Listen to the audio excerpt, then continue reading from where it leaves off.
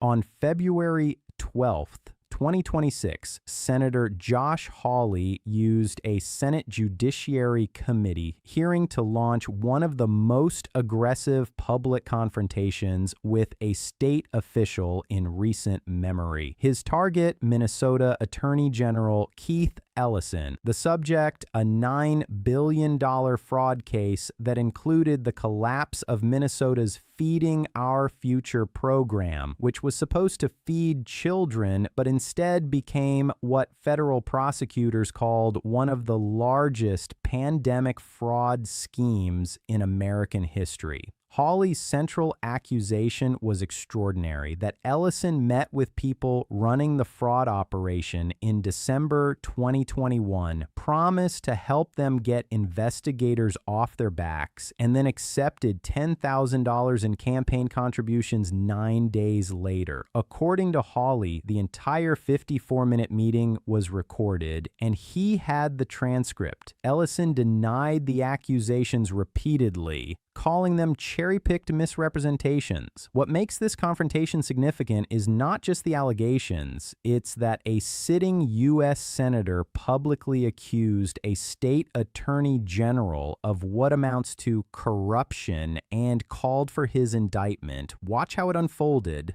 Thank you very much, Mr. Chairman. Mr. Ellison, let me start with you. You're the Attorney General of the state of Minnesota. Do I have that correct? That's a yes? You're aware of my job. You know the answer. You're not going to answer my questions? Are we going to start this way? Are you the Attorney General of the state of Minnesota, yes or no? You know the answer. Ellison, you're in my courtroom now. You're under oath. So I suggest that you answer my questions. You the chief law enforcement officer of the state of Minnesota, yes or no? Let's try another question. Are you familiar with the $9 billion in historic fraud out of your state, including the $250 million in the Feeding Our Future program alone? Are you familiar with that? Don't turn to the pages in your book to get your potted answers. Are you familiar with it, yes or no? Yes, I am familiar with it. Very familiar, aren't you? Because the people who ran the Feeding Our Futures program came to you in your official office in the state capitol of December 11th, 2021, and asked for your help in getting investigators off their backs. They complained to you for upwards of an hour about state investigators going after them, and they begged you to help them, and you agreed to it, amazingly. And we know you did. That's not because true. It's all caught on tape. Yeah, Every single sentence is caught on tape. Here's what you said. Let's take a look. You said, it's not a question. You said to them, send me the names of all these folks who are investigating them. You said to them, send me their names, and I'll take that list, and I'll call the person over at Education who is investigating them and say, what's going on? Why am I getting these complaints? Then you went on to say, I already have my team working on this. What day should we get together to discuss it again? You made pledge after pledge to them. You said, we've got to make sure this guy who's investigating them stops it. You said, you have my attention. I'm concerned about this. You said, let's go fight these people, meaning the people who were investigating the fraud. Why'd you do it? Why'd you help them? Are you going to let me answer? Please, we're all ears. So first of all, you're cherry-picking quotes out of there. Why did you help them? I thought you were going to let me answer. Why did you help them? Are you going to let me answer?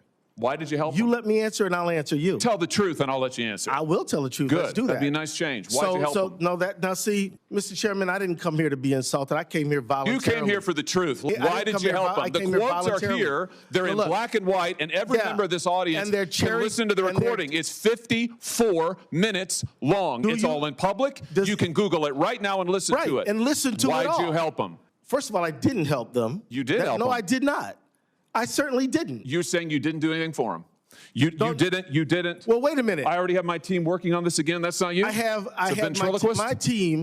my team assisted with the information that led to the prosecution and conviction of these people. No, you didn't. You didn't lift a finger to prosecute them. No, you did not. No, because it was federal prosecution. You had, BS. You had whistleblowers come to you as early as... You're talking BS. Hey, listen, it's my time. Doesn't know what you're talking about, sir. No, sir. You now have encountered the truth and you don't like it. Senator Hawley claims he has damning evidence, a 54-minute recording from December 11th, 2021, where Attorney General Ellison allegedly met with people running the Feeding Our Future program and promised to help them deal with state investigators. According to Hawley, Ellison said, "Send me the names of all these folks who are investigating them. I'll call the person over at Education and let's go fight these people," meaning the investigators. Ellison's response is that Hawley is cherry-picking quotes and misrepresenting what happened. He states that his team assisted with the information that led to the prosecution and conviction of these people, suggesting he was investigating them, not helping them evade investigation. The core dispute: what was the nature of that meeting? Hawley characterizes it as fraudsters asking an attorney general to interfere with an investigation. Ellison characterizes it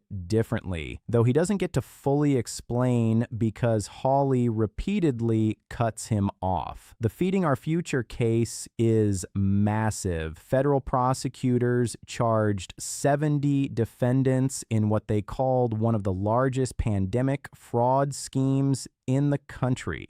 The program was supposed to provide meals to children during COVID-19. Instead, defendants created fake meal sites, falsified records, and stole over $250 million in federal funds. By mid-2024, multiple defendants had been convicted and sentenced. The FBI raided Feeding Our Future locations on January 20th, 2022, 5 weeks after the meeting. According to the Minneapolis Star Tribune, the meeting was recorded by the operators themselves, who complained about state investigations and asked for Ellison's help. What's disputed is whether Ellison promised to interfere or was gathering information as part of oversight. The transcript is public, but context matters. What's undisputed: the fraud happened, dozens were convicted, and Ellison met with some who were later indicted. What's disputed: whether he helped them or investigated them. Watch what happens when Hawley introduces the money question. Why'd you take their money? Why'd you take their money? I didn't. You took $10,000. No, that's a false statement. $10,000 9 days after the meeting. False statement. You took $10,000. Here's what happened. They went to your office. They solicited money from you. They solicited help from you. That's also wrong. They came to your office. It was your official office. You met with them for 54 minutes. No, they didn't. They asked you for help. You pledged it to them, and they talked repeatedly about money. In fact, it's all they talked about. That's a lie. Money, money, money, money. They said, we will put our dollars in the right place. We will support candidates that will fight to protect our interests. You replied, that's right. They said, if you are securing your donor base and securing your power base, you can act the way you want. You replied, money is freedom. They said the amount of money, I'm reading the transcript, the amount of money circulating in our community today is powerful, and we haven't realizing it in a meaningful way. And you said, give me the specifics. And 9 days later, you took $10,000 from people who were then indicted. It's in your reports. Why'd you do it? Sir, was it worth it? You know what? This is a theatrical performance. 10,000. This is the truth. This is what accountability looks like, of which you've had none. You helped fraudsters defraud your state and this government of $9 billion, and you got a fat campaign contribution out of it. You ought to be indicted. True. Well, that's the truth. I think we've made the point. Let's keep the tenor just for the record. I'll ask how I want to. He's lying, Paul. and that's the truth. Oh no, this is all on the record, sir. Did you bother to? Did you bother to investigate where the money that you facilitated their fraud for, where it went? Do you know where it went, what it was used for, the fraudulent money? I do, because we just heard testimony about it yesterday. Because we were key players in the hundreds of millions of dollars to terrorist groups, to transnational criminal organizations, to the drug trade, to drug trafficking, to child trafficking. And you took $10,000. That's a lie. And helped them do it. You know, the other thing is, whistleblowers came to you as early as 2019. Let's look. As early as 2019, whistleblower. Don't talk over me. It's 2019. It's my hearing, pal. As early as 2019. Don't call me whistleblowers came to, well, I should call you prisoner because you ought to be in jail. Well, we'll see what you can do about it. In 2019, whistleblowers came to you in your office and referred to you fraud allegations from Feeding Our Futures, and you blew them off. Listen, your own state newspaper That's a investigated lie. it. The Minnesota Star Tribune, the Partners in Nutrition, brought its concerns to the Attorney General's office in 2018 and in 2019, and you did nothing. You did nothing for years. The only action you took is, once all these fraudsters came to your office and asked you to get involved and offered you money, then you got involved. Then you took the money, and then you got involved. They did not come to my office. You're completely wrong about that. You met with them for 54 minutes, and you took $10,000, and they also gave your family money. They gave your family thousands of dollars in campaign contributions in addition to what they gave false you. Statement. Let's put the this is completely untrue. The New York Post.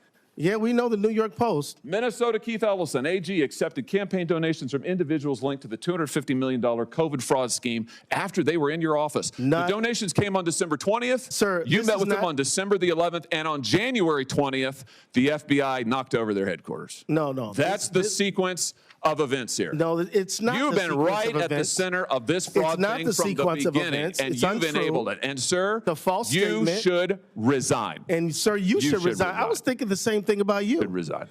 I was thinking the exact same thing about you. I'm sure after encountering this truth, you are, because it hurts to have accountability, doesn't it? Because after this parade of lies and presentation, I think you should be ashamed for misrepresentation. Hawley's second accusation: Ellison accepted $10,000 in campaign contributions 9 days after the December 11th, 2021 meeting. According to Hawley, during the meeting, operators said, "We will put our dollars in the right place, and we will support candidates that will fight to protect our interest."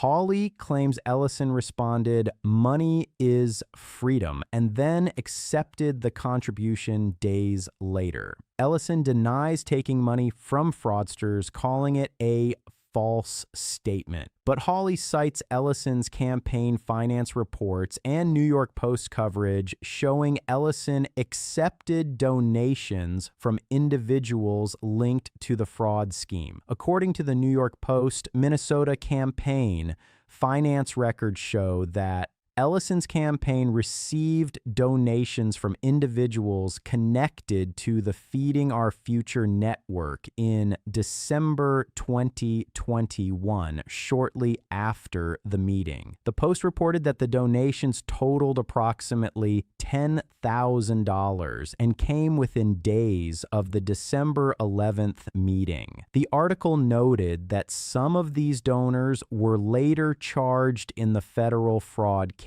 The Minneapolis Star Tribune reported that donors connected to Feeding Our Future gave money to multiple Minnesota political figures, not just Ellison. According to the Star Tribune, these donations were legal at the time they were made, and there's no evidence that recipients knew the donors were involved in fraud. The question is whether the timing, donations coming shortly after a meeting where the donors allegedly asked for help with investigations, creates an appearance of impropriety or something more serious. Hawley also makes claims about where the stolen money went: to terrorist groups, drug trafficking, child trafficking, and transnational criminal organizations. According to Department of Justice indictments from May 2023, some of the stolen funds were used to purchase luxury vehicles, real estate, and jewelry. Some defendants allegedly sent money overseas. Federal prosecutors have stated that tracking all the money remains an ongoing investigation, and some funds did leave the United States. Hawley's claim about whistleblowers coming forward as early as 2018 to 2019 is supported by Star Tribune reporting. According to the paper, another nonprofit called Partners in Nutrition contacted the Minnesota Attorney General's office in 2018 and 2019 with concerns about Feeding Our Future's operations. The Star Tribune reported that these concerns included suspicions about false invoicing and sites that didn't appear to be serving real meals. What's less clear is what Ellison's office did in response to those complaints and whether they had the authority and evidence to act at that time. If Ellison ignored whistleblowers for years, then met with the fraudsters and took their money, and then the FBI raided them 5 weeks later, that's one narrative. If Ellison's office was building a case, coordinating with federal authorities, and the meeting was part of an investigation strategy, that's a different narrative. The truth may be somewhere in between, or it may be one or the other. But what's clear is that Hawley believes he has evidence of corruption, and Ellison vehemently denies it. What we witnessed on February 12th, 2026 was not a normal congressional hearing. It was a public accusation of corruption against a state attorney general, backed by claims of a 54-minute recording and campaign finance records. Senator Hawley called for Keith Ellison to be indicted.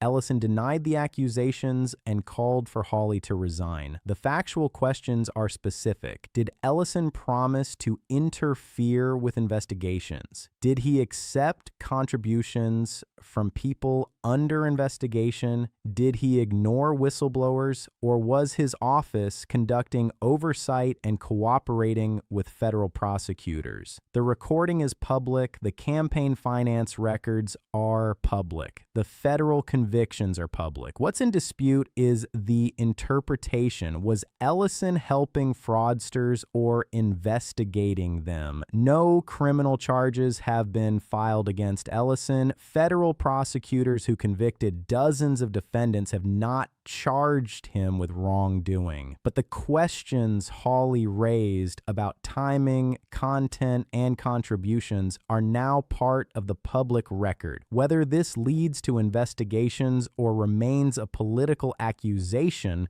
will depend on whether prosecutors see evidence of a crime. If this kind of coverage matters to you, hit subscribe.